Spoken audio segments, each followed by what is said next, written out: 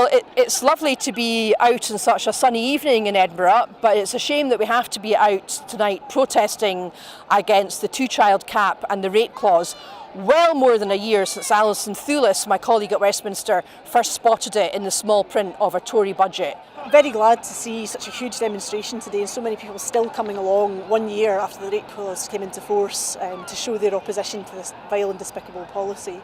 The UK government have never been able to justify this policy, and we saw that this week with Esther McVeigh's pathetic attempts to say that the rate clause was somehow double support for women and that gives them some kind of chance to talk about the most appalling and disturbing experience of their life.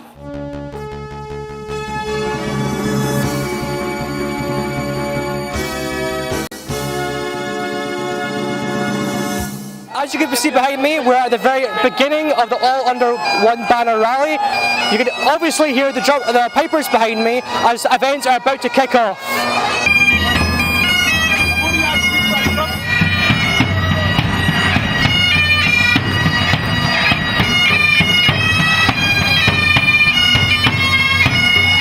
It's time to aim high, look resolutely outwards, and never, ever accept second best. Above all, it's time to believe that we can. We can build that better country we know is possible. And friends, we will. If you enjoy watching our programmes, please help us to be Scotland's independent broadcaster by signing up to become a Broadcasting Scotland supporter.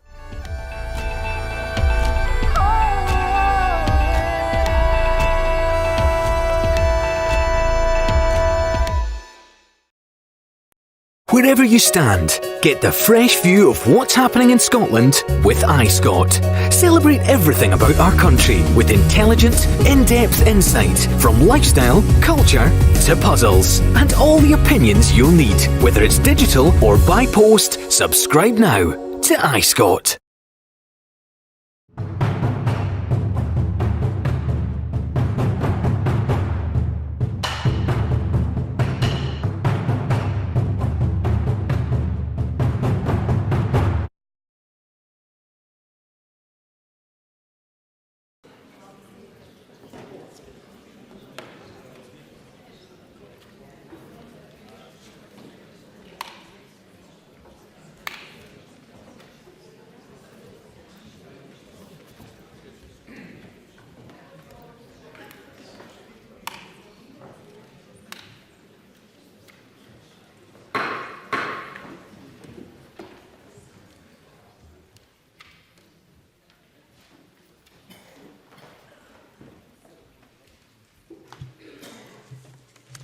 Good morning. Our first item of business today is general questions. And our first question from Patrick Harvie. Thank you, Presiding Officer. To ask the Scottish Government what its position is on whether the Referendums Scotland Bill adequately meets the objectives stated by the Constitutional Relations Secretary for electronic means of communication to be subject to the same restrictions as print materials. Cabinet Secretary Michael Russell. Thank you, Presiding Officer. I have seen the Finance and Constitution Committee's recommendations on this topic, and I plan to bring forward amendments at stage 2 to strengthen the bill in this area as a result. There will be an opportunity to discuss this further at the stage 1 debate later today. Patrick Harvie. Thank you. And I lodged this question before realising that it would be asked on the same day as the stage 1 debate, so we will have more time this afternoon.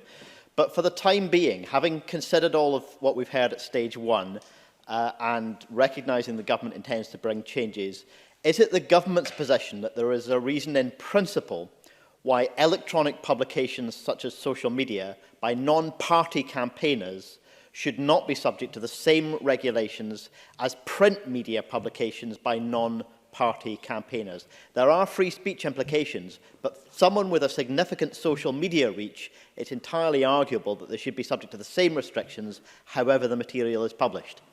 I would agree with the member broadly on that. I think the restrictions on electronic means of campaigning should be the same as, or have the same effect as restrictions on non-electronic means, that is, in terms of identifying who is responsible. And we've seen a case this week where responsibility has been traced to a close aide or former aide of the Prime Minister for an anonymous advertisement. That is unacceptable. But there are freedom of speech implications on social media because social media is different from print media. And therefore we have to have some care about ensuring that we do not restrict freedom of speech by having those restrictions. That is the work that we're doing. We're doing it with the Electoral Commission. We work closely with the Electoral Commission on all these matters. And I do hope we'll be able to find a way that will introduce that in an effective manner. Thank you. Question number 2, Liam Kerr.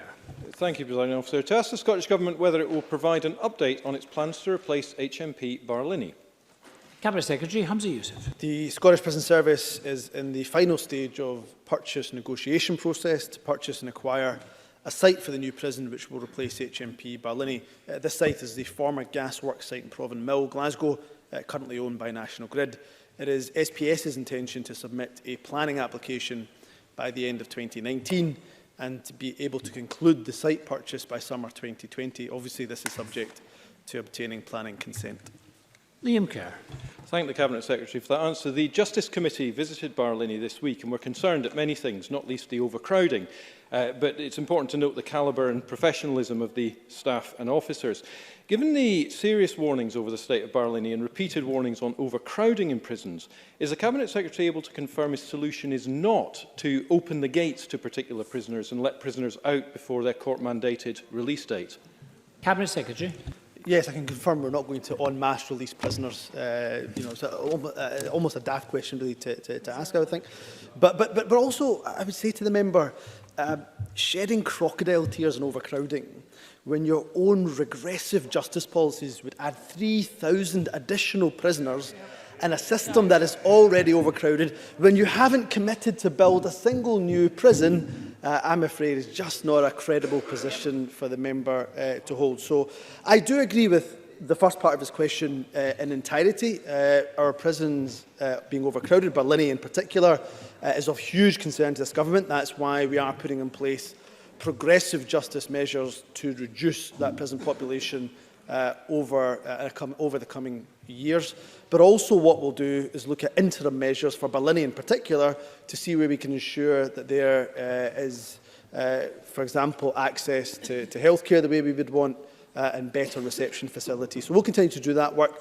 It would be nice if the Conservatives got behind what is generally quite a strong consensus in the rest of this chamber of its progressive justice policy so that we can reduce the prison population over years to come. Question number 3, Stewart Stevenson. I draw members' attention to my register of interests in relation to my holding shareholdings in a bank. To ask the Scottish Government what support is available to victims of financial crime in circumstances where banks seem to have failed to observe their own lending criteria and know their customer protocols. Minister Kate Forbes. Victims of financial crime may now have their losses refunded following the introduction of a voluntary code of practice which came into force in May of this year. And victims of financial crime should contact their bank for more information in the first instance. Stewart Stevenson. The Minister may be aware of the McLaren fraud case, which resulted in a criminal being sent to prison for a very, very long period indeed. One of my constituents lost their house and the title to it and the prospect of recovering it. And party to that was one of the branches of the Royal Bank of Scotland, where the fraudster conducted most of his business. Would it be possible for the government to facilitate an investigation that might support the victims in being able to recover the millions of pounds of which they were defrauded through capturing ownership of houses across Scotland, but in particular in my constituency? Minister. Well, I'm really sorry to hear about the case that Stewart Stevenson has brought to the Chamber just now, and I'd be certainly happy to have further discussion on the circumstances and what the government might be able to do. There are already a number of bodies to which victims can go if they're not satisfied with the service they've received from their banks, and legal representatives such as the Law Society and the Financial Ombudsman. And Stewart Stevenson may also be aware that the Solicitors Regulation Authority set rules to make sure that solicitors treat their clients fairly and professionally in those circumstances. I'm sure that Mr Stevenson will appreciate that all complaint procedures need to be exhausted and those concerned given the opportunity to resolve the situation before further action can be taken, but I would suggest that we discuss this further. Maurice Corrie. Thank you, Presiding Officer. A study released earlier this year, jointly carried out by YouGov and Bank of Scotland, found that 400,000 people in Scotland have suffered financial scams at some point in their lives. What action is the Minister taking in response to fraudsters' increasing use of subtle and more advanced tactics, seen most commonly through phone calls and fake emails in targeting victims in Scotland? Minister. Well, as the member rightly says, 400,000 people suffering from scams is dreadful news. And in collaboration with the banks, there is a new a voluntary code of practice. Recognise that it's voluntary, it's not mandatory, but all banks who have yet to sign up to the code should do so.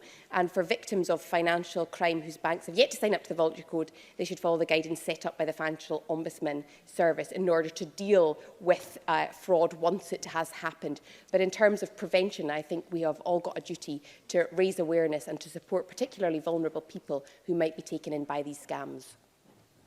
Thank you. Question number 4, Dean Lockhart.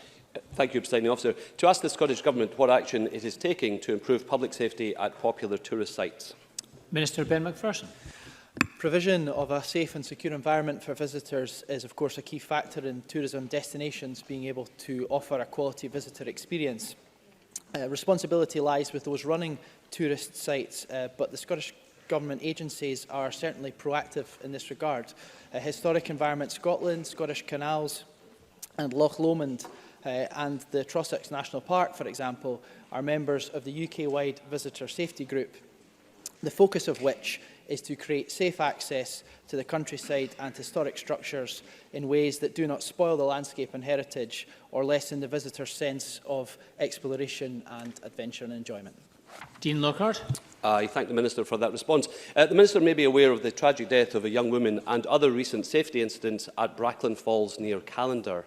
In response to these events, Stirling Council, the National Park, landowners and other agencies have agreed additional safety measures at the site designed to protect the public while not detracting from the natural beauty of the area. So can I ask the Minister what action will he take to ensure that equivalent safety measures are in place at similar sites across Scotland?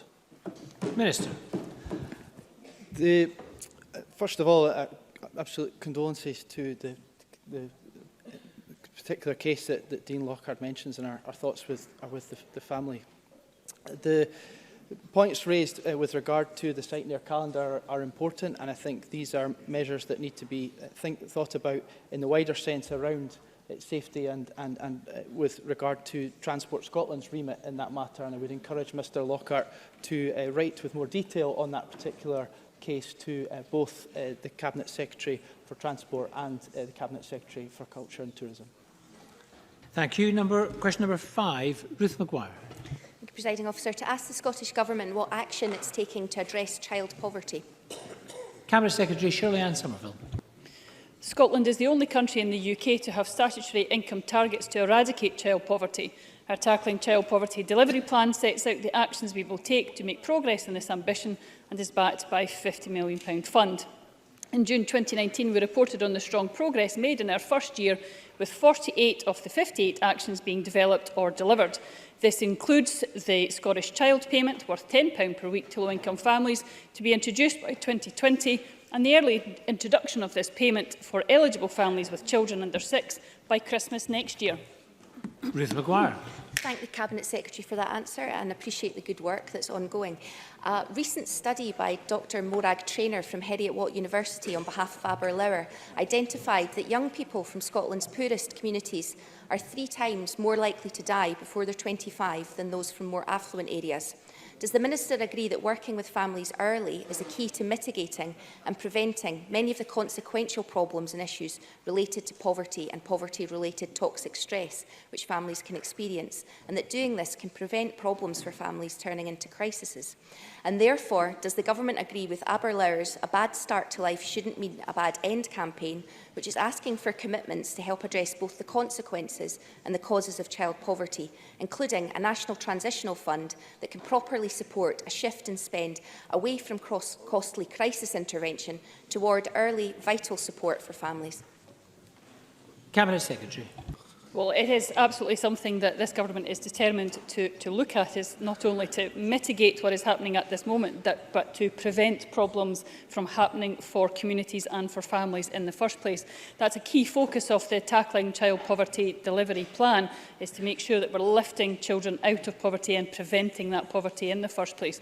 So Scottish Child Payment is one part of that, as I mentioned in my first answer, but the new Families and Communities Fund, which begins in April 2020 and is worth up to £16 million annually, will also be used for early intervention and prevention to improve outcomes for children, young people, families, adult learners and communities.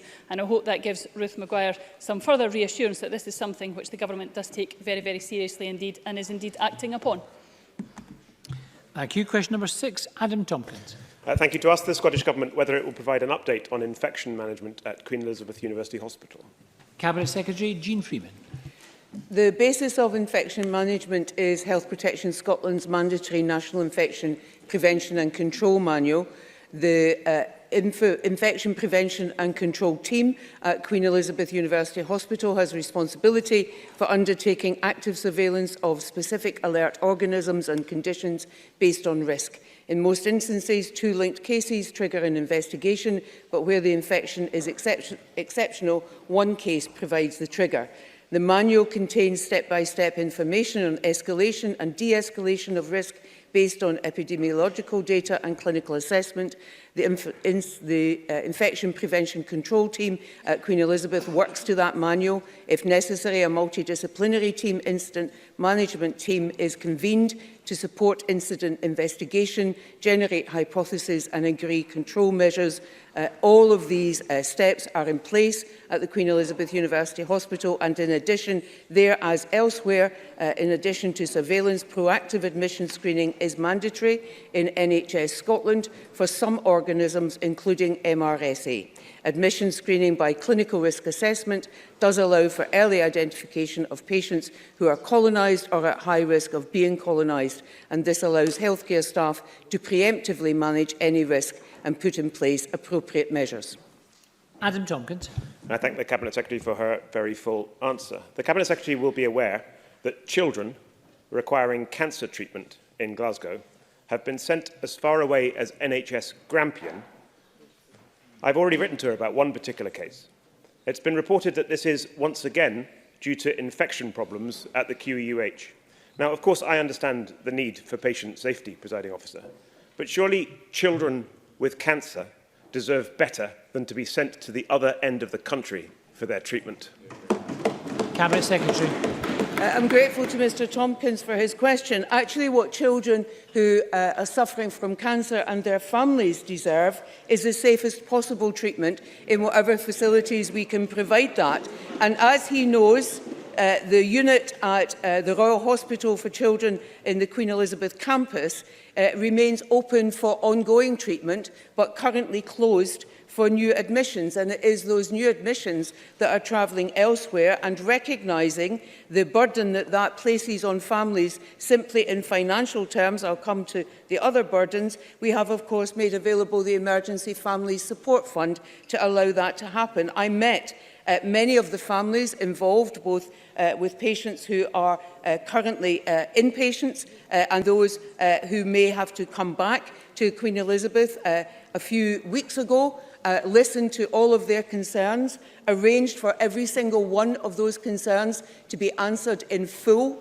The Chair and Chief Executive of the Health Board have met some of those families and have other meetings planned, and I myself visited the unit a few days ago in order to speak to staff. Where we are now in this matter is that an incident management team, with the help of Health Protection Scotland, who was collectively asked by me, but also with the support of the board and the clinicians, to oversee the work that had been done to identify the source of the infections. Importantly, the prevention measures and steps that have been put in place with a view to reaching a collective decision involving the clinicians who work in that area of the hospital, as well as the infection prevention doctors and others, to reach a collective decision on whether or not that ward is now safe to be opened for new admissions. And I expect that IMT to reach its decision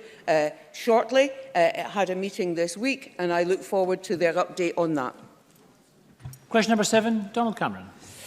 To ask the Scottish Government what further progress has been made following the announcement by NHS Highland of an independent review into allegations of staff bullying in Argyll and Bute.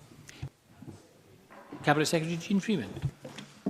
NHS Highland have published a timetable for this work that includes the current procurement exercise for an independent specialist to lead the review. It's anticipated the 12-week review will commence in January 2020, concluding in March-April 2020, with the format and scope informed by extensive partnership discussions. Donald Cameron. The Cabinet Secretary will acknowledge that this review is vital given some of the individual testimonies in the Stewart report, one of which states that for staff on the front line in Argyll and Bute, defensive and intimidating behaviour is normal practice that we endure on a daily basis. How will the Cabinet Secretary ensure that this review delivers lasting change in the workplace culture of NHS Highland in Argyll and Bute? Cabinet Secretary. So I met with NHS Highland as they're part of their mid-year review and discussed this matter with them on Monday. They will conduct that review. I'm satisfied that they have undertaken extensive consultation in terms of the scope, the format and the length. When the review is concluded, I will, of course, take an active interest in its recommendations, but more importantly, in the board's action plan, as I do with the wider Stewart report, on how they are going to progress the recommendations of that. And that will then become part of the board's annual operating plan, for which they are accountable to me as Cabinet Secretary to deliver that. And David Stewart. Plans to have an independent review of alleged bullying in Argyll and Bute. Does the Cabinet Secretary share my view that it's crucial that there's one point of contact for those who have been bullied or harassed within NHS Highland? Cabinet Secretary. Yes, I do. I think that one point of contact may be two, if you follow me, in terms of dealing with matters in Argyll and Bute, which in many ways are different in some respects from those in the rest of NHS Highland. But I do agree with Mr Stewart that it is really important that all staff at the front line, in whatever role they have, know who their single point of contact is. In addition, of course, we will shortly have the non-exec whistleblowing champions and boards that I will personally appoint, and they will be directly accountable to me to assist us in that process. Question number 8, Bill Kidd. Presiding Officer, to ask the Scottish Government what its position is and whether Brexit will disproportionately impact on people living in areas of multiple deprivation. Cabinet Secretary Shirley Somerville. The risks presented by Brexit are anticipated to have significant social and economic consequences for all areas of Scotland, but we know that higher levels of deprivation make communities less resilient to large-scale socio-economic shocks, which are likely to lead to losses of jobs or reduced incomes. And after many years of austerity driven by the UK Government, deprived areas are already suffering and will do so even more under Brexit. Bill Kidd. Thank you. More than 3 in 10 people in Glasgow Anniesland constituency will be living in the first, second and third worst affected areas by Brexit in Scotland. Does the Minister agree that we need to do everything in our power to stop Brexit disadvantaging the most vulnerable and those living in deprivation? Cabinet Secretary. Well, the Scottish Government already invested last year £1.4 billion in supporting low-income households. We've also committed to initial emergency food provision for vulnerable communities, and our overview of no-deal preparations outlines our commitment to a rapid poverty mitigation fund. However, you cannot fully mitigate for Brexit. We cannot anticipate and prepare for every outcome. There is no such thing as a good Brexit, which is why it must be stopped, and people will have the opportunity to do just that in December.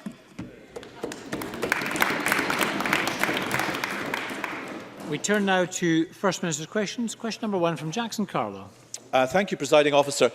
Does the First Minister now accept that there has been a decline in subject choice taken and achieved since the Curriculum for Excellence was introduced? First Minister. No, I don't. As we have pointed out when we've had previous exchanges on this, we have a 3-year senior phase, of course, which is going to be subject to a review. In fact, I believe the Deputy First Minister will write to the Education Committee today, giving them the opportunity to comment on the remit for that review. There is a wide variety of choices available to young people in our schools. And as I've said before, often I think we should look to judge our education system at the results and the qualifications, the outcomes, in other words, that young people are leaving school with. And when you look at level 5, qualifications, there is a higher proportion of young people now leaving school with a level 5 qualification. That is true for those who have 1 pass, 2 passes, 3 passes, 4 passes, 5, 6 and 7 passes. And when you look at Hire's level 6 qualifications, the same picture emerges. A higher proportion of young people leaving with those qualifications. So that's the outcomes of our education system. I know it doesn't chime with the picture of our education system that the Conservatives want to paint, but it happens to be the reality. Jackson Carlaw. And there was me so full of hope after the Education Secretary's contribution yesterday, but I should have known that denial would be the mantra of the First Minister. Here's what the Deputy First Minister, John Swinney, told the Education Committee in May. I don't think there's been a narrowing of choice. In June, the First Minister told this chamber the same thing, brushing off concerns as lacking any evidence. But this week we learned the truth. Now we discover that just before those claims were made, civil servants confirmed to government ministers that, and I quote, a range of data and information confirms that there are on average fewer subjects taken by pupils now than was the case prior to the introduction of the new qualifications. So in May, she was told this was a real issue, as specified there. In June, she told us it wasn't. First Minister, why did you and your Education Secretary mislead the Parliament? First Minister. As Jackson Carlaw knows, or he should know if he understands the information that he's putting forward, that is not the case. There is a wider choice available to young people today. And actually, that is borne out by the statistics I've already given to the Chamber. Whether you look at level 5 qualifications or level 6 qualifications, a higher percentage of young people are leaving school with qualifications. And that's not just a higher percentage leaving with 1 level 5 or 1 level 6 qualification. The percentage has increased for people leaving with 2 qualifications, 3 right through to 7. That simply does not chime with the picture that Jackson Carlaw wants to paint of our education system, or indeed of the achievements of young people. In fact, I saw Michael Gove tweeting on this point yesterday, which was interesting, given that he's a former Education Secretary in England, because actually the Sutton Trust looked at this issue in England recently. Jackson Carlaw might want to hear about this, because contrary to what he's saying about Scotland, he's actually more on the money if you look at the education system in England. A survey of more than 1,600 teachers found that 47% of school leavers had to cut back in subject choices because of Tory funding cuts. Jackson Carlaw. Denial about Aberdeen last week, denial about education this. Nicola Sturgeon likes to argue that it doesn't matter how many subjects a child studies at any given age. Her claim has only been the number of qualifications matters. Now, unfortunately for her, despite what she's just said, her own civil servants looked at that claim too. They found that before Curriculum for Excellence was introduced, pupils on average used to leave school with 10 qualifications at level 5. Now they leave with 8. So even on her own preferred measure, she's failing. And she knew that full well the last time she made that claim here. Now, I realise that numeracy standards might have slipped, but can the First Minister remind us, is 10 subjects achieved more or fewer than 8? First Minister.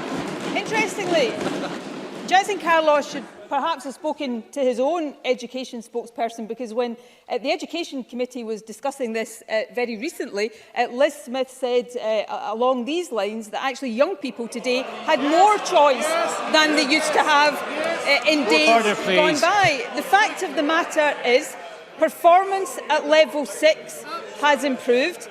Performance at level 5 has improved. There are more young people attaining vocational qualifications now than ever before. You know, back in 2012, there were 25,000 skill-based qualifications achieved. Today, that is 54,000.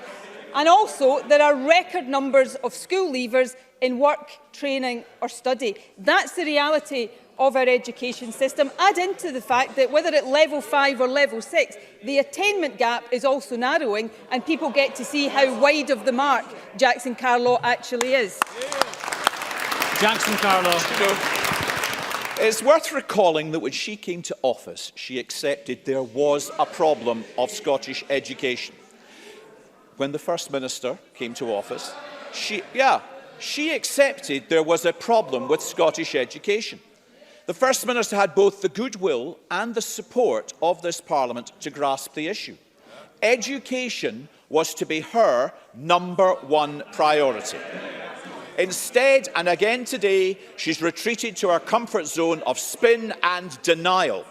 Scotland now faces a choice. We can be honest about the challenges facing education. We can focus on what matters, redouble our efforts to restore Scotland's schools to their rightful reputation for a broad education, or we can hope that hosting a march and shouting into a megaphone will magic Scotland's problems away. After a decade of division, isn't it time you put Scotland's schools first? First Minister. I'm not quite sure why Jackson Carlaw chose to end that question with a reference to the Tory division that they've caused over Brexit, but we'll leave that to one side. He wants to talk about the period. He wants to talk about the period since I became First Minister, so let's just do that. Let's put to one side, of course, that there are more than 1,000 more teachers in our schools now than there were when I became First Minister. But let's look at higher passes, level 6 qualifications. In 2013-14, remember I became First Minister at the end of 2014, 58% of young people 58% of young people left with one or more higher pass. Today, that's more than 62%. 48.6% left with 2 passes or more. Today, that's 52.4%. Let's go to the other end of the scale. 8.3% left with 7 higher passes or more. Today, that's 9.6%. And at level 6 qualifications, the attainment gap is at a record low. That's the record of this government. It stands in marked contrast to our predecessors, and it stands in even starker contrast to the record of the Tory government at Westminster.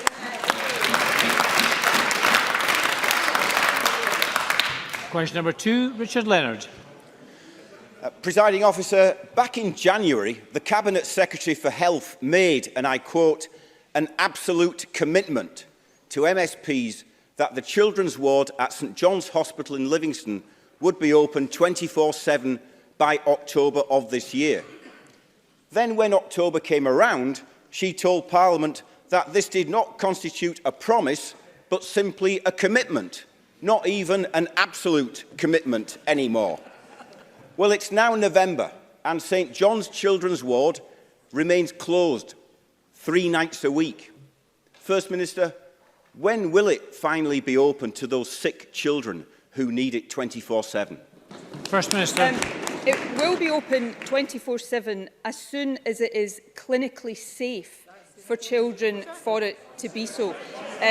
When the recruitment levels, which have been difficult, reach a level where that ward can be open. Now, I am assuming, Richard Leonard may want to correct me if I'm wrong, but I am assuming he's not arguing that that ward should be opened when it is not clinically safe for children. So that's the answer to the question. Perhaps Richard Leonard might want to accept it. Richard Leonard. But you knew about these problems 7 years ago. Surely by now, you should have ensured that this hospital is safe. And it is reasonable to have it functioning for children again. But it isn't just about children who need to stay in hospital who are being let down by this government. It is outpatients too. Here's what 12-year-old Erin from Whitburn told us. She said, I'm visually impaired. This means I attend hospital appointments for my eyes. Ever since I was 9 months old, these appointments were at St John's in Livingston. But last month, Erin was sent to Edinburgh, which means, in her words, missing a whole day of school, which I am not pleased about. This sudden change of location is unfair. Erin may not have a vote yet, but she does have a voice, and she deserves an answer. So will the First Minister explain to Erin why she has to miss a whole day of school and why she can't get an appointment in her local hospital? First Minister. Separately, and I'm sure Richard Leonard does know this, separate to the work that is going on to reopen the inpatient service at St John's, there is a separate strand of work to take appointments back from Edinburgh to St John's. And my answer to Erin would be this: of course we want her to be treated in our local hospital in St John's, but it is vital that she gets the best possible treatment. There are recruitment challenges here that are not unique to Scotland. These are UK-wide and often European-wide recruitment challenges. So our first responsibility and obligation is to make sure that there is clinically safe and high-quality care for any young person who needs it, and that's what we will continue to focus on. The Health Secretary met with families, with Angela Constance, I understand, this week to discuss these issues, and will continue to keep them fully updated. Richard Leonard. But the consequence out in the real world is this. It's another winter for families with sick children travelling into Edinburgh at night with all the additional costs and additional stress which that brings. And now we have outpatients like Erin facing the same ordeal. And all the time, we have a children's hospital in Edinburgh costing £1.4 million a month, which cannot open its doors until October 2020. Does the First Minister not understand how angry parents and patients, including children, are over her government's failure to protect and deliver children's health services? Isn't it clear that the SNP cannot be trusted with the NHS?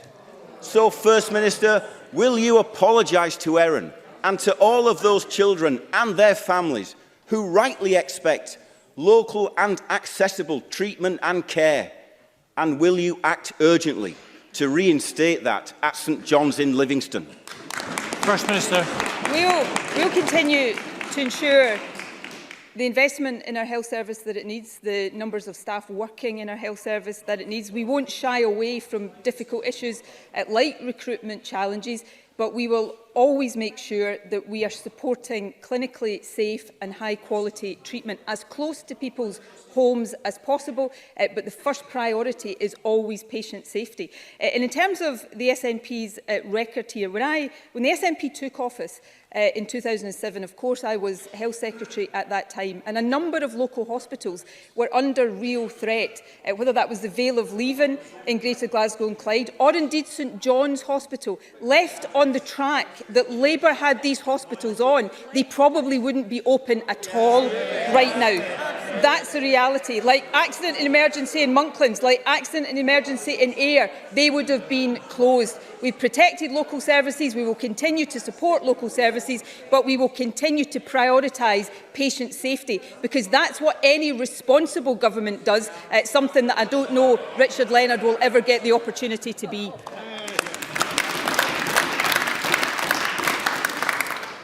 Thank you. I have a number of constituency supplementaries. The first from Peter Chapman. Thank you, Presiding Officer, and I declare an interest as a partner in the farming business. Is the First Minister aware of the serious situation facing 14 dairy farmers in Aberdeenshire? These 14, which comprise the bulk of the dairy industry north of Aberdeen, have been told by their milk buyer, Muller, that they have 1 year to find a new buyer, after which their contract will cease. There is no obvious processor to take up these contracts. Are there any plans to help these farmers? First Minister. Yes, we will do everything we can to give assistance to these farmers. I can well understand the anxiety and the concern that they have at this particular development. I will ask the Rural Secretary to be in contact with the member and, by extension, with the farmers to make sure that the Scottish Government is offering whatever assistance we possibly can. Emma Harper, to be followed by Edward Mountain. The Salim family, Mohammed, Razia, Fatima and Saira, have been resident in Dumfries area for the past 13 years and are currently being split up by the Home Office, who have granted temporary leave to remain to only one member of the family, the youngest daughter. The family are attending immigration court in Glasgow tomorrow, where my office will be attending to speak to support the case for their right to remain in Scotland together as a family. In the absence of any sense from both the Home Office and the Secretary of State for Scotland, can I ask the First Minister to join me in fully condemning the actions of the Home Office in this case and confirm that in an independent Scotland we will have a humane, dignified and person-centred approach to immigration? First Minister. I thank Emma Harper for raising this issue. In fact, I think I may have met the Salim family on Monday when I visited Dumfries myself. Obviously, if there are cases before a court over the next few days, I'll be limited and careful in what I say. But let me say, in general, firstly, they seem like a lovely family and a credit to this country. But more generally, I do want to see Scotland have an immigration and asylum system that is humane, that encourages people to come and make a home in Scotland and make a contribution to Scotland. And I think one of the many benefits of Scotland being independent is that we get the chance to build that kind of country, that kind of society, with that kind of approach to immigration, which would be much better and much different to the disgraceful, hostile environment that the Tories preside over. Edward Mountain, to be followed by Mark Ruskell. Thank you, Presiding Officer. The Auditor-General has just produced a very critical report on the finances of NHS Highland, and patients are rightly very concerned. It is clear the Board of NHS Highland needs significantly more help to achieve their objectives. Will the First Minister ensure that the Cabinet Secretary for Health provides that help without placing NHS Highland into level 5 of the escalation process? First Minister.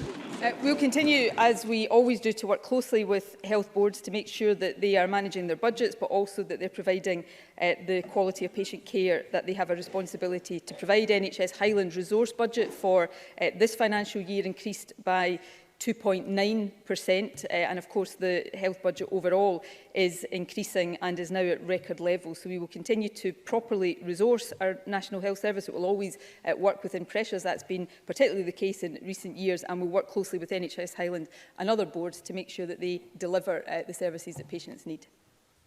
Mark Ruskell, to be followed by Liam Kerr. Last Friday, NHS Fife published a long-awaited report on the health impacts of flaring at Mossmoran. They said, and I quote, that flaring was not acceptable and that it can plausibly affect health in the widest sense. Does the First Minister now believe that communities living in the shadow of Mossmoran should be compensated? Minister. Well, we'll always consider issues or suggestions like that. I certainly do understand the concerns and the anxieties of people around flaring. That's why SEPA, for example, have taken this issue so seriously and will continue to look at the options it has around enforcement action. Of course, health impacts are very important, and we'll consider the evidence that Mark Ruskell has mentioned today carefully, and do so, as we would always seek to do so, in consultation with the local community. Liam Kerr, to be followed by Oliver Mundell. Thank you, Presiding Officer. First Minister, the people of the North East have been poorly served by lack of funding and support to NHS Grampian for years. The recent infrastructure investment plan stated the main construction work on the Baird Family Hospital and Anchor Centre will now be later than previously reported. It was supposed to be completed by 2021. Given concerns around cost and recent incidents in the wider NHS estate, can the First Minister give the people of the North East a realistic timeline for the opening of this vital facility? First Minister. Well, we need to make sure the services are the right services and they're delivered in line with budget. But we're increasing health budgets. We're increasing health budgets for NHS Grampian. We're increasing health budgets for health boards across the country. And I would just again point out to the Conservatives, as I frequently do when issues like spending on health or education or justice or any other matter are raised, if we followed the strictures and the recommendations of the Conservatives when it comes to setting our budgets, if we had prioritised tax cuts for the richest in our country instead of extra funding for the National Health Service, our health service right now would have more than £500 million less in its budget than it currently does. Oliver Mundell. Thank you, Presiding Officer. Given the serious concerns expressed previously by the Education Committee and in this chamber, does the First Minister agree with me that it is deeply worrying that Dumfries and Galloway Council are planning to axe all instrumental tuition in schools for those not sitting SQA exams? And will she raise the issue urgently with her SNP colleagues in the Council administration? First Minister. I think the Government, and in particular the Education Secretary, has made his views very clear on music tuition. We would strongly encourage all local authorities to maintain their music tuition and not to reduce it, and that goes for Dumfries and Galloway as it would for other local authorities across the country. Question number 3, Willie Rennie. This week, NHS Highland told patients to seek treatment elsewhere because Regmore Hospital is nearly full up. After 12 years running our NHS, is the First Minister proud of that record? First Minister. Our health service is seeing more patients than ever before. I mean, if you look just at accident emergency, this is for the country overall. Despite the pressures, more people are being admitted, discharged or transferred within 4 hours in this calendar year so far compared to the previous year. We've got record funding, record numbers of staff. Of course, we want to encourage patients to seek help and treatment in the best possible place for them. That is not always in hospital, that's often in primary care or in the community. But our health service is doing more than it's ever done before, and I think it deserves our grateful thanks for that. Willie Rennie. So not one recognition of the problem at Regmore Hospital, not one recognition. This is astonishing from the First Minister. And it seems a pretty shabby way to deal with waiting times by telling people to just go away. This is not happening just in the Highlands either. It's happening in the Borders, in Paisley, in East Kilbride, every part of the country. And that's before the winter crisis hits. People rely on the NHS and they are being let down by this government. Thousands of people are stuck in hospital, even though they are fit to go home, despite the solemn promise from this government. Audit Scotland say the NHS is critically short of staff. The Royal College of Emergency Medicine say we are hundreds of A&E beds short, and the waiting time guarantee, it's broken every hour of every day. After 12 years in power, has the First Minister got any more excuses? First Minister. Well, the Audit Scotland report actually said that the NHS was treating more patients than before. It said performance against most of the waiting times targets was increasing and improving. So that's what the Audit Scotland report said. But I want to challenge Willie Rennie very directly, because some of his language there I think was deeply regrettable. The NHS doesn't tell anybody to go away, and I think it is deeply irresponsible for any member of this chamber to suggest that it does. What the NHS does do, and it does it in the interests of patients, and frankly every member of this chamber should support it in doing so, is encourage patients to seek treatment in the place that is best for them. That may be a GP surgery, it may be a pharmacist, it may be another community service. Hospital and A&E is not always the best place for treatment to be sought. I was visiting a community pharmacy in Rutherglen just at the start of this week, expanding its services, and it's seeing the benefit of seeing more patients that would otherwise go to GPs or to acute care. So that's the sensible, responsible way of redesigning our health service, as we have record investment in our health service. And for one, a representative of the party that was the co-architect of austerity to get up here and talk about spending in our health service really takes the biscuit. Thank you. Okay, thank you. Thank you. We've got some further supplementary questions. The first from Gillian Martin. All right, all right. What on earth are you taking over now?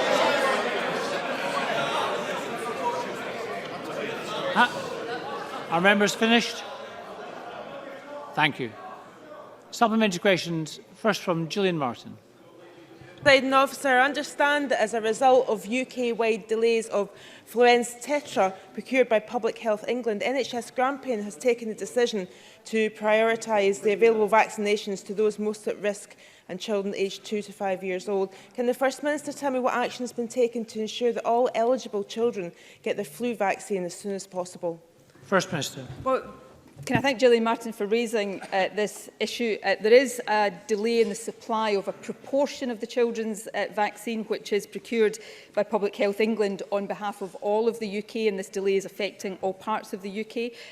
I want to take the opportunity to reassure parents and families that we're doing everything possible to minimise any disruption that is caused by the delay. We're working with Public Health England, Health Protection Scotland, boards and other relevant partners to ensure that all eligible children get their flu vaccine as soon as possible.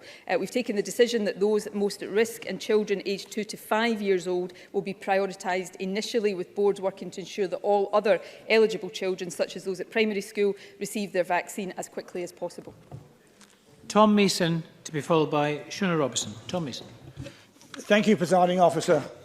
May I remind colleagues of my being a councillor in the City of Aberdeen. Last week, the First Minister told me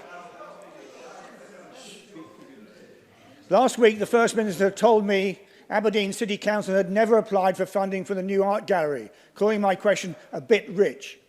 However, at 10 o'clock on Friday night, the First Minister's spokesman confirmed that, in fact, the Council had applied during the planning stages in 2013, and the First Minister was forced to correct the official report late yesterday. So will the First Minister take this chance to apologise for misleading this chamber? First Minister. I have, I believe, already written to Tom Mason and indeed to the presiding officer. It is the case that no approach was made to the Scottish Government or Historic Environment Scotland in the planning or the business case phase stages. An application was made to Creative Scotland in 20... I'm trying to answer the question if they want to listen. An application was made to Creative Scotland in 2013, which was not successful. I was not aware of that application when I answered the question last week, and I apologise for that. The allegation that was made, though, Presiding Officer, last week in Aberdeen, that somehow there was a political motivation on the part of this government for funding the V&A in Dundee, but not the Aberdeen Arts Centre, is absolutely not true, and I would hope nobody would repeat that accusation again. Shona Robertson. I know firsthand the devastating impact that Tory austerity has had in my constituency of Dundee East, rising numbers of children fed from food banks, families of EU citizens who are unsure they can stay here, businesses and jobs on the line. Does the First Minister agree that the first words out of Boris Johnson's mouth as he lands in Scotland today should be, "I'm sorry"? First Minister.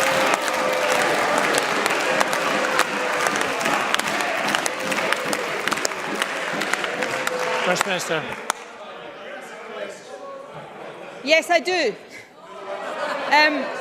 This is actually a serious issue. When Boris Johnson comes to Scotland for a fleeting visit that I think he's describing as a regional visit today, no doubt to give the Scottish Tories their marching orders for the remainder of the election campaign, he should take the opportunity to apologise for Tory austerity, for Tory welfare cuts, for the mess and the chaos of Brexit and for the misery that has been heaped on Scottish people by the Tories for too many years now. But I would say, finally, Presiding Officer, that I'm so confident that Boris Johnson will not go down very well with Scottish voters in this election, that my words to him as he leaves Scotland this afternoon may be, haste you back.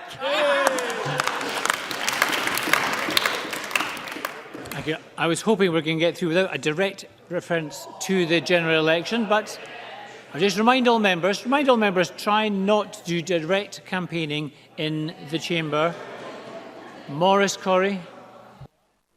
Presiding Officer, as Remembrance Sunday approaches this weekend, will the First Minister join me in expressing the deep gratitude of this Parliament to men and women of our British Armed Forces who over the years have defended our nation, and for those who pay the ultimate sacrifice, and also to recognise their families who have supported them so well? First Minister.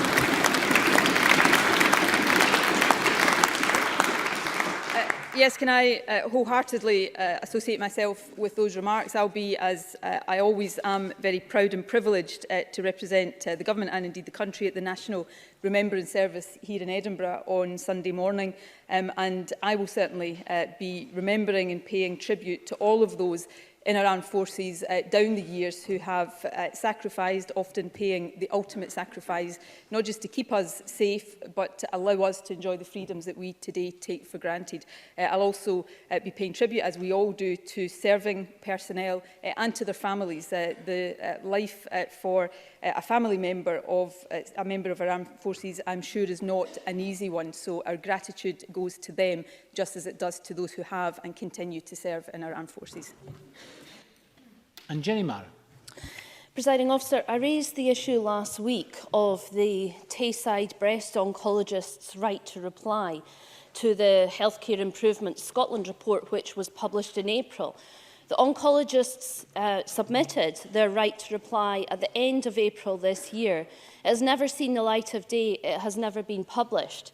I received the delayed answer to my written question from the Cabinet Secretary for Health, who says it's not a matter for the Scottish Government, it's a matter for Healthcare Improvement Scotland. Can the First Minister tell the oncologists, confirm the Cabinet Secretary's view that the fact that their response has never been published is not a matter for her government and it's not something that she will demand that Healthcare Improvement Scotland publishes? First Minister. Well, the independent report by Healthcare Improvement Scotland, I know, had input from experts locally and nationally, including from the Chief Medical Officer, Chief Pharmaceutical Officer, who directly reported to his concerns that had been raised by local oncologists earlier this year. But the process by which he's conducted this review was independent of the Scottish Government. We would expect them to consider all feedback they receive. But I would say this to Jenny Martin, I mean it sincerely. If she imagines in another context, if I was instructing Healthcare Improvement Scotland around an inquiry that they were carrying out, then there would be understandable and legitimate concerns raised, no doubt by members in this chamber, about government interference. If we have independent inquiries, it is crucial that their independence is respected, and usually I have members demanding that that is the case of the Scottish Government. And Ross Greer. Thank you. It's been over 2 years since the Government brought forward a debate on anything to do with our schools to this chamber. If the First Minister is so confident of the Government's record in education, will there be a debate before the end of the year? And if not, why not? First Minister. Well, there's debates regularly on education. The Deputy First Minister gives regular statements. I get questioned on education. I am absolutely certain that before the end of this year, there will be further debate in this chamber about education matters. Question number 4, Kenneth Gibson. Thank you, Presiding Officer. I hope to bring a zen quality to proceedings after this afternoon's turmoil. To ask the First Minister what the Scottish Government's response is to recent figures showing that the number of workers earning less than the real living wage has decreased by 13% in the last year. First Minister. I welcome analysis published by the Office for National Statistics last week, which shows that the number of employees earning less than the real living wage in Scotland has decreased by 15%, from 473,000 in 2018 to 400,000 in 2019. This means that 83.1% of all employees over the age of 18 in Scotland are earning the real living wage or more. And Scotland, of course, remains the best performing of all 4 UK countries, with the highest proportion of employees paid the real living wage or more. So there is work to be done, but I hope that progress is welcomed by everybody across the chamber. Kenneth Gibson. I thank the First Minister for that answer, and such progress is welcome. However, in Scotland, 11% of women and 8% of men in full-time work and a third of women and 40% of men in part-time work still earn less than the hourly real living wage. How can the Scottish Government, with the very limited powers it has in this area of policy, ensure that more and more paid workers earn at least the real living wage? And does she agree that it's time for opposition members who often express concern about this issue to back the devolution of powers over the real living wage to this Parliament? First Minister. Yes, we will continue to call for the devolution of employment law to ensure that workers do receive at least the real living wage. Last year, I gave a commitment that by the end of this Parliament we will attach Fair Work First criteria to as many grants and funding streams as possible and extend the range of public sector contracts that these criteria will apply to. Our Fair Work First approach commits employers to a number of Fair Work criteria, and crucially that includes payment of the real living wage. We will also continue to work with the Poverty Alliance to promote the living wage.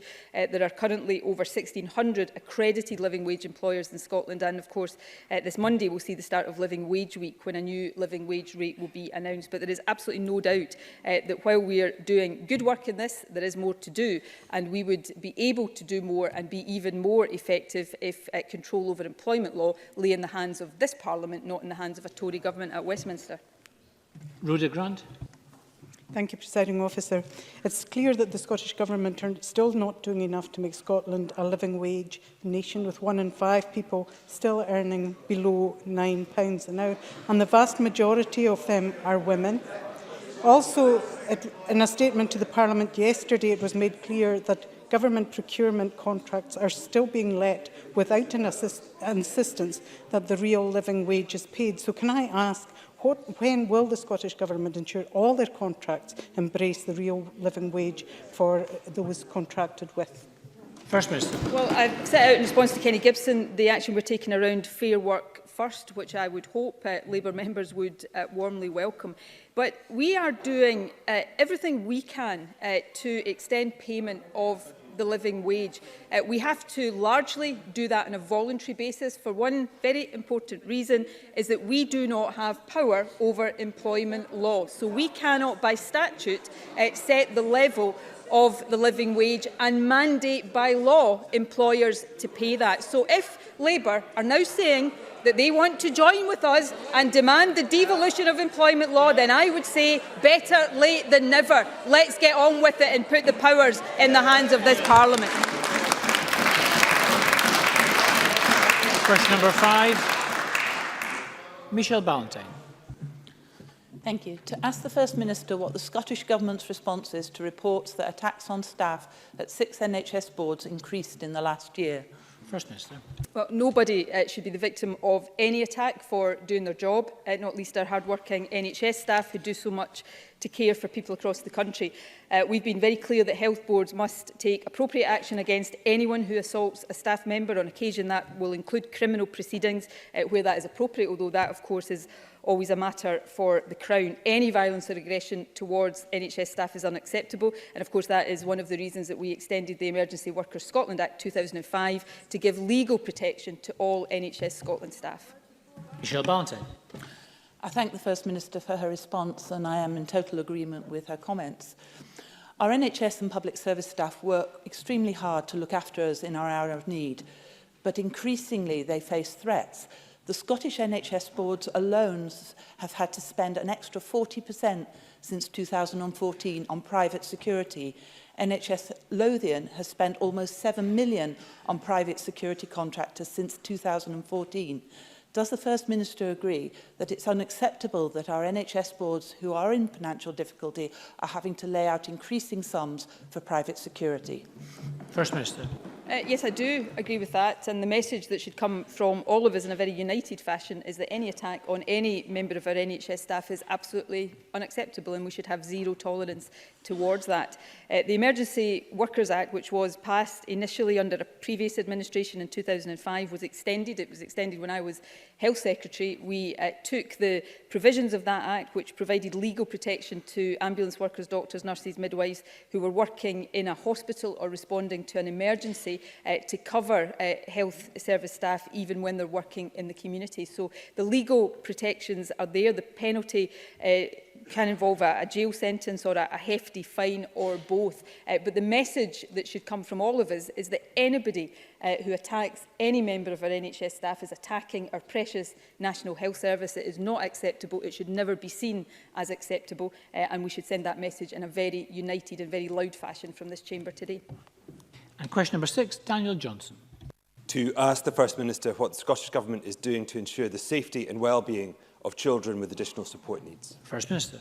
We're committed to ensuring the safety and well-being of all of Scotland's children and young people, along with local authorities who are responsible for the care, safety and welfare of pupils in school. There are a range of guidance and approaches available to support local authorities and schools. Physical intervention, physical restraint and seclusion should only ever be used as an absolute last resort, and only when it's in the best interest of the child or young person, and never for disciplinary purposes. The unlawful use of physical intervention or seclusion is completely unacceptable, and every intervention should be carefully monitored and reviewed. Daniel Johnson. In December last year, the Children's Commissioner published a report on the use of restraint and seclusion. It identified 2,674 such incidents in 17-18 experienced by 386 children. That's an average of 7 per child. And if that's an average, that means that for some children, being physically restrained is just part of their typical school week or even their typical school day. And according to the Commissioner, this is likely just to be the tip of the iceberg. We're 1 year on and we've seen no action. So that is why Enable have launched their campaign In Safe Hands. So will the First Minister commit to a formal government response to their calls that they set out, to bring forward specific guidance on the use of restraint in schools, to establish a duty to report and of transparency around these practices? Will she consider putting these duties into law? And finally, does she agree with me that children have a right to education, a right to be protected from violence, because the real meaning of seclusion and restraint is that children are being denied those very rights in Scottish schools every single day? First Minister.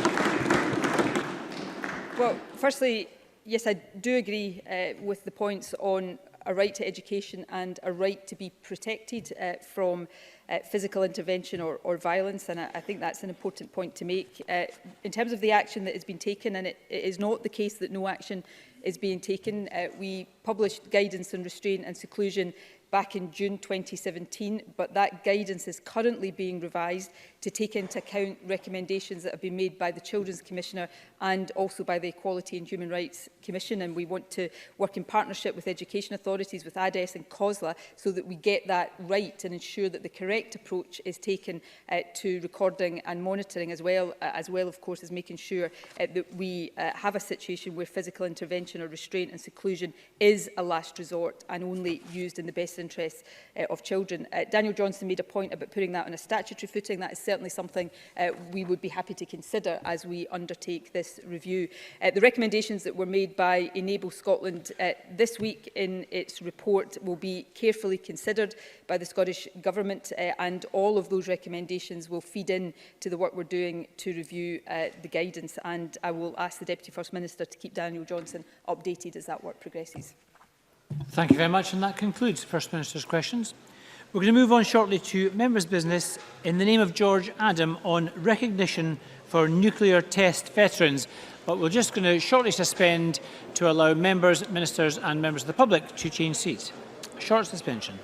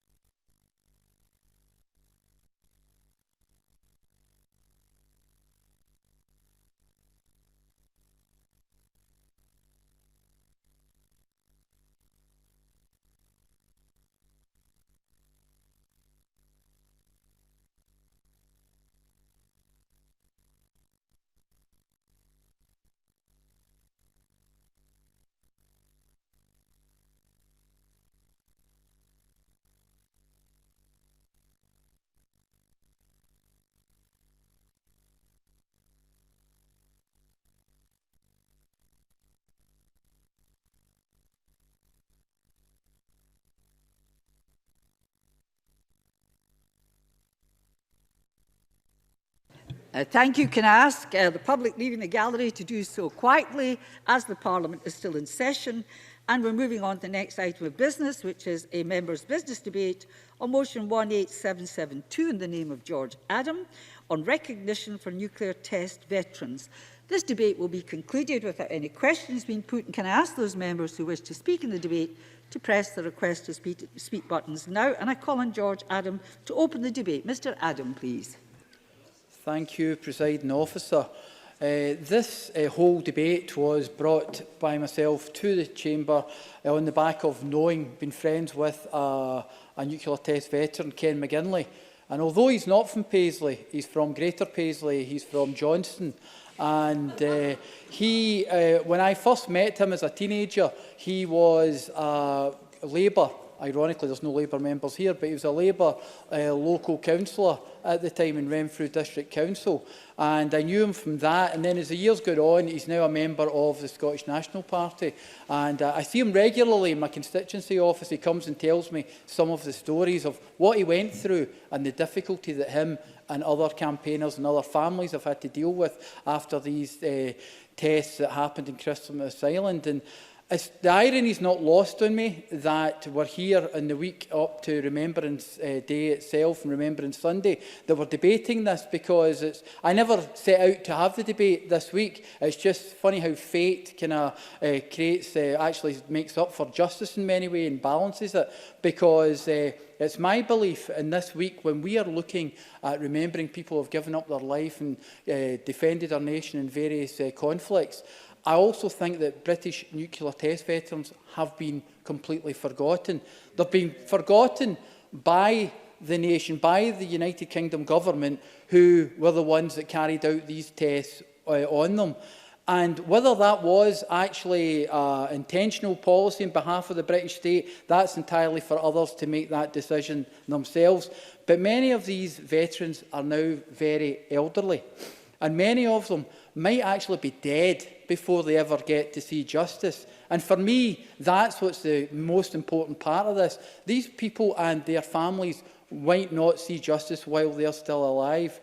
And we're talking about a state that effectively took young men in their national service from one end of the world to the other and dropped a nuclear bomb on them. That's how simple this is, just to see how it worked out and how it affected them and how they could function in, of all things, a nuclear battlefield. Now, to us, that seems complete madness. It seems like something that in the 21st century, it feels barbaric, and almost for a state to do it almost seems unbalanced. But who honestly in the 1950s thought this was a good idea? Who thought it was a good idea to drop that bomb on these people? It's not as if we hadn't seen the horrors of Hiroshima. It wasn't as if we hadn't known what could actually happen. But these young servicemen were used as guinea pigs by an uncaring, very distant government. And since then, many of these veterans have gone on to have very medical conditions that are connected with their time on that island. And their families have had to live through that. You know, this wasn't a case of an officer saying, today, gentlemen, we go into battle. Some of you may not come back and may be killed by the enemy. These were people who, in many cases, didn't know what was actually going on and literally had a nuclear bomb dropped on top of them, and they've had to live with that for the rest of their lives. And yes, I will do indeed. I really thank Mr Adam for bringing this debate. Sorry, I forgot to call you.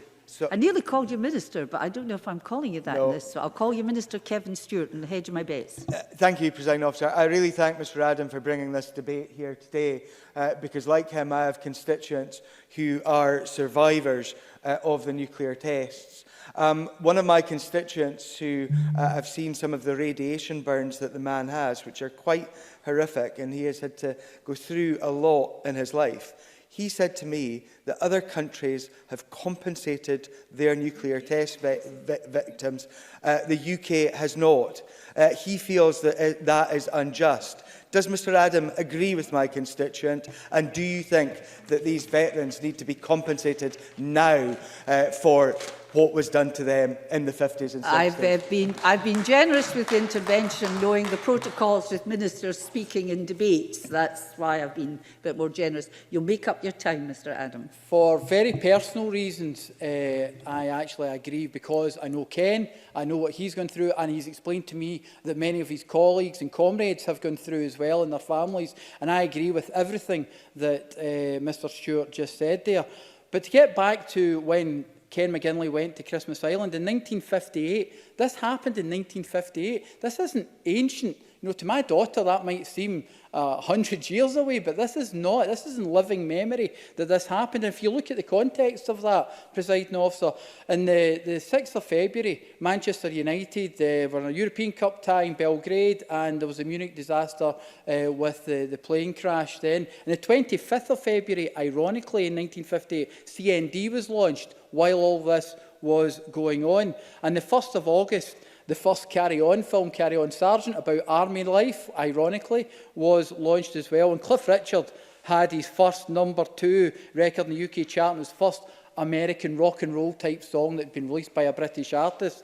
But 19-year-old Ken, he was more interested in all of that than anything he was going on, because he thought, on numerous occasions, he said to me he was aware of Hiroshima and Nagasaki, but he had no real knowledge about nuclear bombs. And for Ken and his comrades, it was like a boy's own adventure as they went to the other side of the world. The big thing for him was actually stopping off at Hawaii on the way over, because that was a different planet to a young man from Johnston.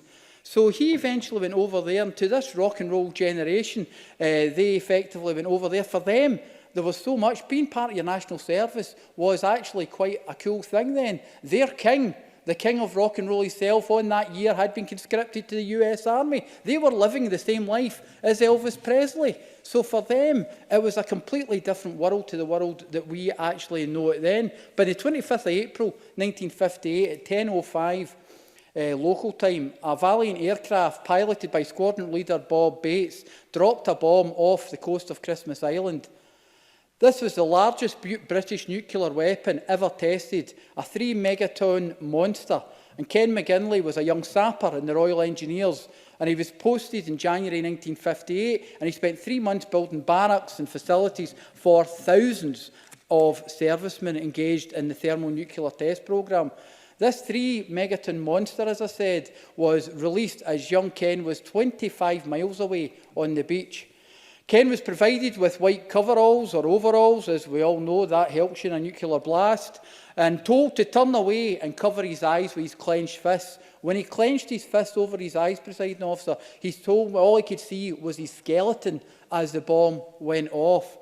And that was what it was. That's what happened to him in that day. And I've got a quote here from Ken where he says, "I think the bomb exploded at a lower level than anticipated because there was an awful lot of dirt flying about. After the explosion, we were instructed to turn and watch the mushroom cloud rise. We were then told to take off our overalls and place them in a pile. It began to rain. The rain was discoloured and fell in large, heavy drops. Men who I believe were scientists wearing white suits and distinctive hoods and large black goggles began shouting for us to take cover in the tents. It was at that time that I got my first taste of black rum. It was a tradition in the Navy to serve black rum in rainfall. I didn't like it at the time, and I've never liked it since. But we went off duty and we were ordered to kill the birds who had been injured by the explosion. Some were still flying about, but they were blind as their eyes were burnt out. We used pickaxe handles to kill the birds. I did not like doing this, but we had no choice because of the terrible condition that they were in." That happened to Ken when he was a 19-year-old boy. The trauma alone, having to deal with that, should have been enough to affect anyone. But, Presiding Officer, as I said at the very beginning, at this time we must remember our national service people who have suffered because of this, whether it be individuals, we talk at this time of year of individuals who stormed the beach at Normandy, or individuals that had to suffer in the trenches in the First World War. But I feel that these people are being forgotten by the British state. These people have been forgotten when they were used as guinea pigs. And the United Kingdom still does not acknowledge or recognise their plight, even though other nations have already done it. Presiding Officer, this is not only wrong, but it's a national embarrassment for us here in this country. It's time for us to listen to men like Ken McGinley and respect and acknowledge them. They need to do this. We need to do this soon before it's too late and they're no longer with us. Thank you very much. I call Kenneth Gibson, to be followed by Maurice Corrie. Mr Gibson, please. Thank you, Presiding Officer. And I would first like to congratulate my colleague George Adam for securing debating time on this important subject. Back in 2011, I tried to submit a motion on this issue, but due to the ongoing case in the High Court at the time, it was deemed unacceptable under sub judice. However, I did write to Secretary of State for Defence Liam Fox and Minister for Defence, Personnel Welfare and Veterans Andrew Robotham without success, and then contributed to Christina McKelvey's debate on this issue later that year. The very notion of nuclear testing is beyond the imagination of most of us. Indeed, it is hard to fully comprehend that such apocalyptic weapons were deployed while thousands of service personnel were instructed to watch without protective clothing. UK Cabinet papers released in 1985 under the 30-year rule revealed that in 1955, then Prime Minister Winston Churchill contemplated evacuating Scotland north of the Black Isle in order to test a nuclear device near Wick. Opposition from the Norwegian government, who were concerned about prevailing wind conditions, meant that this mad suggestion was thankfully never taken forward. However, between 1955 and 1963, the British government conducted secret nuclear tests at Maralinga in South Australia and on Christmas Island. Perhaps the most notorious of these was Operation Grapple Y in 1958, which is more than 100 times more powerful than the bombs which levelled Hiroshima and Nagasaki. In 2001, Dr. Sue Rabbit-Rolfe of University of Dundee uncovered evidence suggesting that troops had been instructed to walk across the sites within hours of detonation, exposing themselves to radioactive materials. This was later confirmed by the UK government, despite previous contradictory statements that no humans had been used in experiments related to nuclear weapons testing. Understandably, many surviving nuclear test veterans and their families believe that they have a compensation claim against the UK government. Tragically, the experience of UK test veterans is not unique, and during the Cold War, forces personnel from the United States, Canada, France, Russia and China took part in similar trials. However, service personnel from these nations were afforded decent compensation settlements by their governments. The UK is the only nuclear power to deny special recognition and compensation to its test veterans, which is a shame on them. While MOD maintains that service personnel suffered no ill effects as a result of these tests, evidence presented by veterans and their families to the contrary is compelling. Two-thirds of British Nuclear Test Veterans Association members died before the age of 60, and ionising radiation, a known mutagen, impacted on veterans' children and grandchildren in the form of physical deformities. Dr. Roth also completed a study in 1999 that found that of 2,261 children born to veterans, 39% were born with serious medical conditions, 14 times the national figure of 2.5%. Depleted uranium weapons were tested in Scotland, despite warnings from Ministry of Defence scientists that the contamination could never be cleared up. Secret government records give a fascinating insight into political manipulation and manoeuvring behind the scenes in the 1970s to ensure Scotland did not thwart MOD plans to test fire-depleted uranium munitions at Dundrennan military range near Kirkcudbright. An internal MOD memo from 1973 warned that test firing would leave parts of the range contaminated by very persistent dust, adding, "It will probably be impossible to remove this completely, and initial consideration of this fact is essential." Nevertheless, the MOD pursued its plans, opting instead to hide them. My inclination would not be to mention Kirkcudbright all at this stage, but to wait until we can point to accident-free experience in English ranges before tackling the Scots, wrote one senior official in 1979. Presiding Officer, Labour's Scottish Secretary of State at the time, Bruce Millan MP, protested to then Prime Minister Jim Callaghan that DU testing would compound the problems he was having with nationalists and environmentalists opposing Scotland becoming a nuclear dustbin. However, with regards to Scotland's nuclear veterans, we owe a sincere debt to those forced to take part in these tests, and their unique service must never be forgotten. I'm glad our Parliament continues to recognise this. The suffering of these victims has been ignored by previous Westminster governments and the MOD for too long. It's time UK ministers accept responsibility for the effects of its past policies and does the right thing for our nuclear veterans and their families. Thank you very much. I call Maurice Corrie, to be followed by Mark Ruskell. Mr. Corrie, please. Thank you, Deputy Presiding Officer. I'd also like to thank my colleague George Adam for bringing this very important motion to the Chamber. And I'd also like to comment on his actual motion, because I think it gives it in very graphic detail of what we're discussing today and the seriousness of it. Also, I'd like to pay tribute to Ken McGinley on his his experience of this, what really was quite an appalling situation. And I have met people. I served in the Argylls with a colleague whose father was an RAF person and was on that very plane, the Valiant you're talking about. And I know the problems he suffered, and we looked into it all the time, and that's going back 20, 30 years. But can I just say that those in the armed forces are some of the bravest men and women of our nation has to offer, and they're called upon often to make numerous personal sacrifices, in some cases the ultimate sacrifice on behalf of our nation. And whilst the gravity of these sacrifices vary, it does not lessen the significance nor the right that a veteran has to recognition and respect for their service. With the discovery of nuclear fission in the 1930s and the resulting events of Hiroshima and Nagasaki in 1945, the landscape of military weapon development was drastically changed, and the UK began to research and develop nuclear warheads in order to stay at the forefront of this emerging powerful technology. An enormous amount of resources was allocated to the operation in order to ensure that it was successful. This included the manpower of approximately 22,000 servicemen, which has already been mentioned, who fulfilled the tasks ranging from the construction of runways and camps to gathering radiation samples from mushroom clouds. It is very easy to forget about their service, and there were no combative battles fought and no soldiers killed by enemy fire. But this is an unacceptable justification on our part, what happened on Christmas Island those years ago. These individuals not only ensured the security of the nation during a particularly volatile and uncertain time, but they did so at great personal risk. And whilst the possible dangers of radiation were then acknowledged, the full impact of ionization radiation was not well understood. As we further progress into this nuclear age, more resources have been put forwards towards researching this field and a deeper understanding developed. And unfortunately, hindsight is 2020, and there's no way for us to go back in time and provide nuclear test weapons with the necessary protection. Nuclear test veterans and necessary protection. But moving forward, there is much that can be done to support these veterans. And as I said before, there should be no question concerning the recognition of these veterans and the valiant work they did and, of course, what they deserve.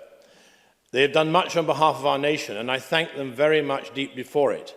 But it should not stop at recognition alone.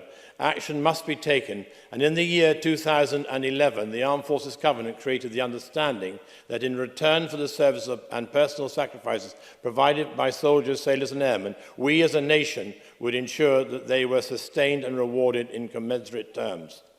This agreement to support veterans also includes their families, and in this case, on account of the nature of radiation, their future descendants. And obviously this has been highlighted in George Adams' motion.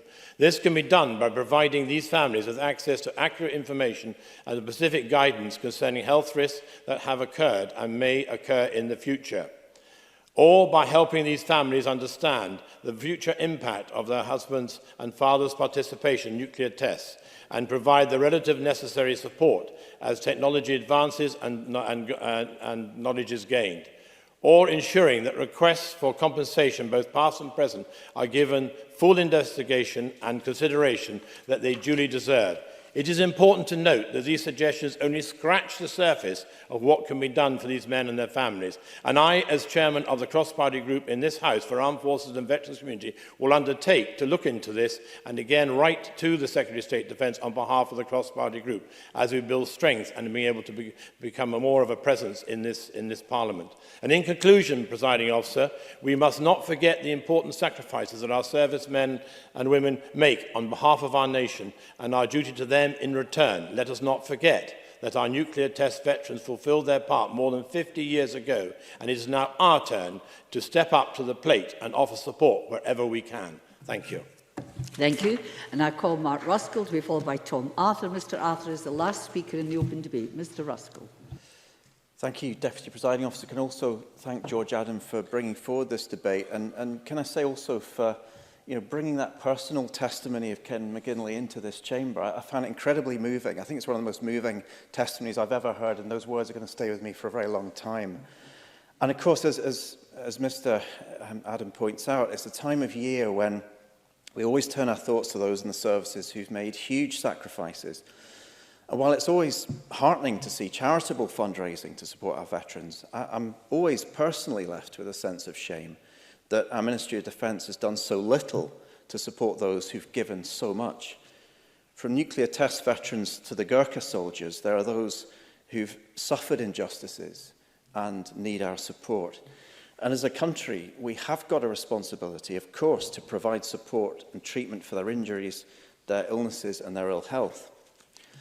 Now, the British Nuclear Test Veterans Association estimate that around 22,000 British servicemen, both military and merchant navy, were present for the various tests across the Operation Grapples and the American military's Operation Dominic. And these men, as we've heard already, some as young as 17 years old, were stationed as close as just 23 miles from the detonations and ordered to watch as the mushroom clouds rose and dispersed across the Christmas and Malden Islands. One veteran described as being able to see his bones through his skin. Another claimed that the flash was so bright it was like seeing a second sun. Now, these young men had no idea of the damage nuclear weapons of this kind would do to them. Of the estimated 22,000, around 1,500 are still alive today and still able to provide that testimony. And they've suffered from long-lasting health issues affected by cancers, weak bones and countless other illnesses. And unfortunately for many of these men, the injustices of these tests have been inherited by their children and their grandchildren. We've already heard that 39% of nuclear test veterans' children were born with serious medical conditions.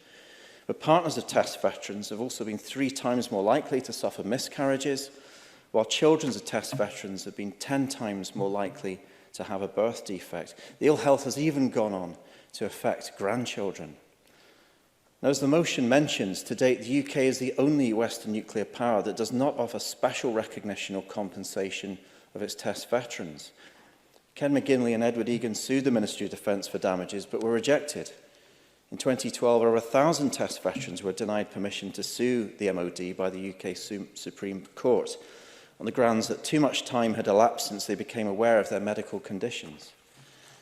Despite the Ministry of Defence insistence that the ill health of these veterans is unrelated to nuclear tests, the governments of France, Australia, the US and Fiji are among the nations that offer formal recognition and varying levels of compensation to their atomic veterans.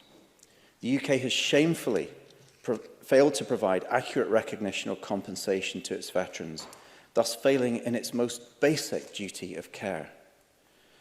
The Veterans Association have campaigned since 1984 for recognition and compensation for those who participated in the test, and they do vital work offering support and aid to those veterans and their families. And their campaign requesting that the MOD provide a medal for test veterans is expected to be ruled on later this month. And I urge the MOD to do everything that it can, both to recognise their service, but also their ongoing struggle for injustice. Presiding Officer, nuclear bombs are devastating, indiscriminate, inhumane weapons which have no place in our society. Scotland's opposition to the Trident nuclear weapon system is well established. We can and we should lead the charge in creating a nuclear-free world. And I hope the MOD does the right thing and deliver justice for these servicemen. Thank you. Now call Tom Arthur. Thank you, Presiding Officer. I'd like to thank my friend and colleague George Adam for bringing this debate to the Chamber. And I'd also like to take this opportunity to pay tribute and express my gratitude to veterans and serving personnel in Renfrewshire South, across Scotland and beyond, for their dedication and for their tireless work to keep us safe. I also want to thank George Adam for his recognition of my constituent and friend Ken McGinley. There's not much more that I can add to what George so eloquently said, but Ken is someone who has led a remarkable life, and his commitment and dedication to the cause of nuclear test veterans is one that I have the greatest deal of respect for, and I'm glad that his work has been recognised this afternoon in this debate. In George Adams' statement, he contextualised the events of 1958 very effectively, which reminds us that this is not some piece of far distant history remote from us. It is something that is very relevant, that has happened, if not in our own lifetimes, then in the lifetime of our parents and grandparents. And it is something that lives with us to this day, with the ever-continuous presence and menace of nuclear weapons. The debate, as it has perhaps been characterised by some regarding compensation for nuclear test veterans, often focuses on the impact and effects of exposure to radiation. Now, I am not a clinician or an expert who can offer comment on that. I appreciate there is a different point of view between test veterans organisations and the UK government. However, I think that rather misses the point, because fundamentally what nuclear test veterans were subject to was an exceptional set of circumstances. We have had accounts from nuclear test veterans shared with us today of the experience of witnessing a nuclear detonation, of having one's back to the explosion, fists clenched, and due to the intensity of the flash, being able to see the skeletal structure, the outline of blood vessels in one's hand. Ken described it to me as like having a 3-bar fire passed across your neck. Perhaps the most eloquent and poetic and chilling account of a nuclear detonation was that given by the father of the atomic bomb, Robert Oppenheimer, on witnessing the detonation of Trinity, the first nuclear device in 1945. "Now I am become death, the destroyer of the world," quoting from the Bhagavad Gita. Anyone subject to a nuclear test to witness the devastating impact, the chilling beauty, as some veterans have described it, no one can be subject to that experience and not be profoundly impacted for the remainder of one's life. No one could be subject to that and not have an increased risk of PTSD, of potential mental health conditions. No one could be subject to that, and regardless of whatever reassurances are being given, not have deep concerns for the impact the exposure to such an event could have upon their health. And that alone should be grounds for compensation.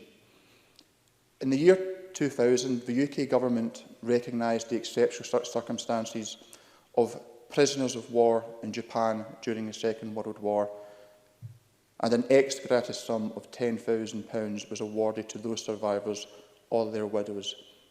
And that was a correct decision, and it was in recognition of an exceptional set of circumstances. Nuclear test veterans are an exceptional set of veterans, and they should be recognised, and they should receive compensation. Thank you very much. Now calling Graham Day to close the government. Minister, please. Presiding Officer, as ever, I'm grateful to George Adam for bringing this debate to the Chamber today and for the contributions of members. Can I also welcome the accidentally timely nature of the debate, given Remembrance Sunday, when we reflect upon the service and sacrifice of many generation falls this weekend. As part of that reflection, there must be a recognition both of the awful decision all those years ago to place British service personnel in harm's way as nuclear devices were tested, to treat them, as George Adams said, as guinea pigs, and to the hard work of groups representing and supporting nuclear test veterans across the decades since. George Adam and Tom Arthur have referenced one such individual in Ken McGinley. My ministerial colleague, Kevin Stewart, as we've heard, has been championing the cause of one of his constituents in Aberdeen. And I know that Christina McKelvey, who was with us earlier, did similarly, sadly for a constituent who's no longer with us. Despite the passage of time, there will be nuclear test veterans located in most, if not all, of our constituencies. Indeed, I was actually struck, preparing for this debate, that my dad did his national service in the 50s. Had circumstances been different, he could have been amongst the 20,000 plus personnel who were made to be present at these tests. And I suspect other colleagues might potentially have family members similarly caught up in this.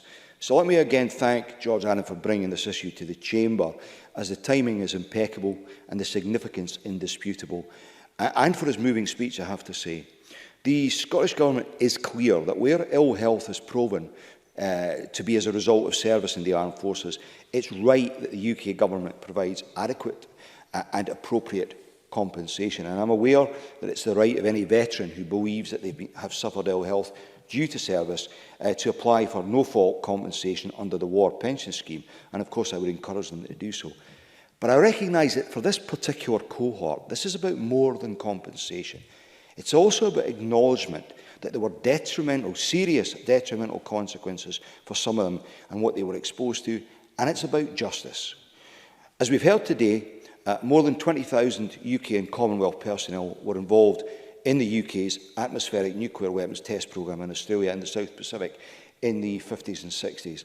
And although that was a long time ago, responsibility for proven detrimental consequences of involvement in that programme cannot and should not be ducked. To that end, the amassing of a robust, objective and undisputed evidence base, challenging as achieving that might be all these years on, is essential, because the two perspectives on this are so far apart.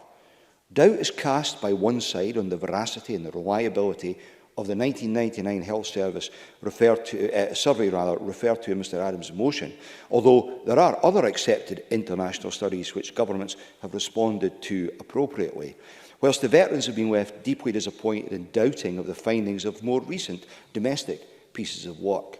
In the 1980s, scientists from the National Radiological Protection Board, which became part of the Health Protection Agency in 2005, established a study to investigate whether the radiation that UK personnel were exposed to during those tests had detrimentally affected their health. And those studies have continued to date without settling the issue, certainly from the perspective of the veterans and those supporting them. So I welcome the fact that in July 2018 a fourth study was commissioned by the MOD in order to bring the evidence completely up to date.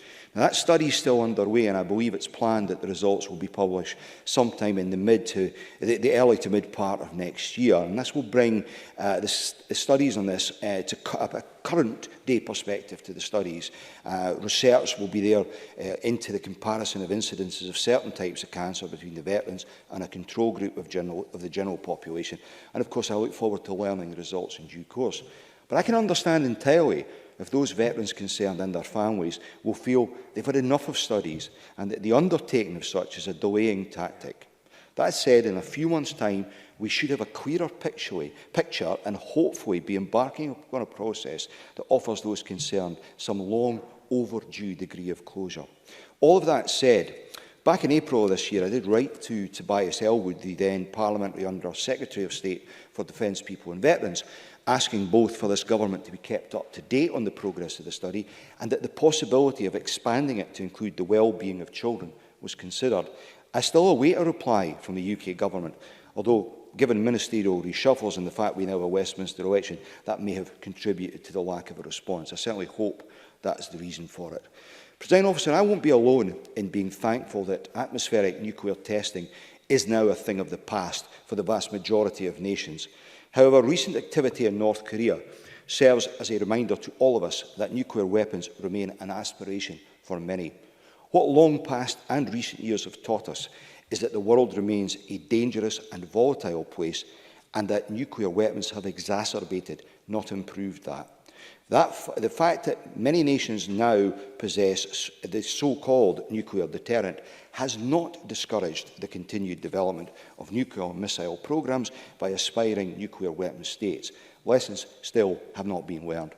The Scottish Government, and I'm sure the majority of this Parliament, remains of the belief that there is no place for these dreadful and indiscriminate weapons and that they should be consigned to history where they belong. It's also clear, Presiding Officer, from the contributions, and I commend members for those contributions today, that the members of this Parliament are entirely understanding of the concerns of nuclear test veterans and the inexplicable, unforgivable nature of what they were exposed to. I want to thank all members again for their contributions, and particularly Mr Adam for providing the opportunity to air this hugely important issue today. Presiding Officer. Thank you. That concludes the debate. Now suspend this meeting of Parliament till 2 o'clock.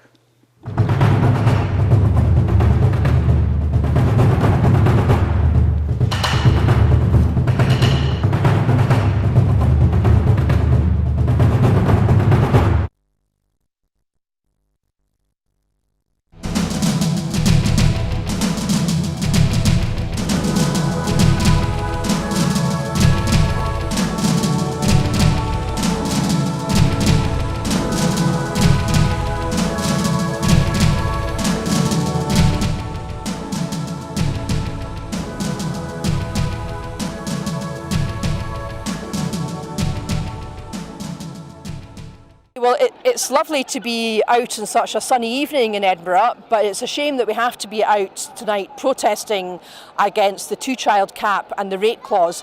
Well more than a year since Alison Thulis, my colleague at Westminster, first spotted it in the small print of a Tory budget. Very glad to see such a huge demonstration today and so many people still coming along 1 year after the rate clause came into force to show their opposition to this vile and despicable policy.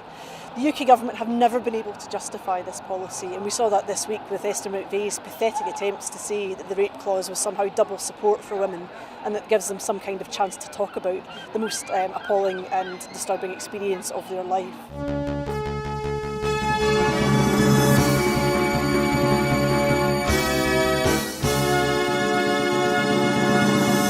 As you can see behind me, we're at the very beginning of the All Under One Banner rally. You can obviously hear the pipers behind me as events are about to kick off.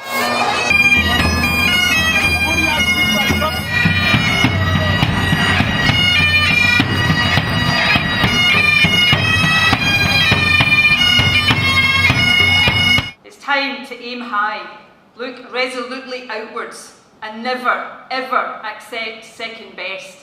Above all, it's time to believe that we can. We can build that better country we know is possible. And friends, we will. If you enjoy watching our programmes, please help us to be Scotland's independent broadcaster by signing up to become a Broadcasting Scotland supporter.